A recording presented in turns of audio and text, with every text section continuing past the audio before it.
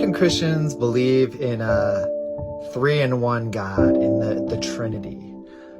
Mathematically, it doesn't make sense, right? Because we all know that 1 plus 1 plus 1 equals 3. And so a lot of people will say, you don't believe in one God, you believe in three gods. Because we believe that God is the same today, yesterday, and forever. This same God that's represented in the Father, Son, and Holy Spirit, they're of equal value. There's no higher God. There's no God that knows more or is more present. And so they say, actually, you believe in these three equal gods. And so you can't say you believe in one God, you believe in three gods. And this makes sense because they say, okay, X equals God. Let's say that.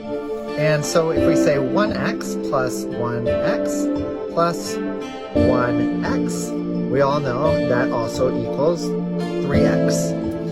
And yet, if x is God, then God is limited. And so it depends what you mean when you're saying, do you believe in gods?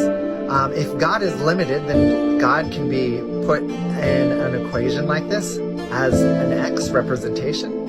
God can be quantified by a number. But if you believe that when you say God is limitless outside of space, time, and matter, then we need to use a different symbol than x to mean God. We need to use a symbol that represents limitlessness.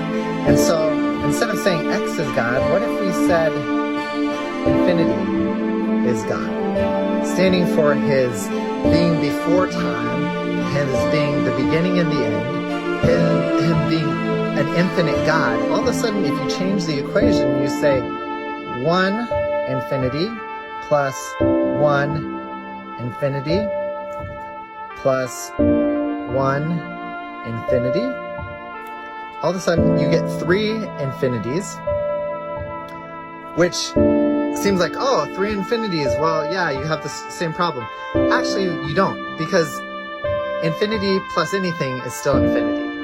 1 infinity plus 2 infinity plus how many ever infinities you get, you end up with infinity. 3 infinities, what that equals, logically, is infinity. The 3 infinities, this limitless God outside of time, space, and matter, you add 3 together and they're still an infinite. The answer is still 3 in 1.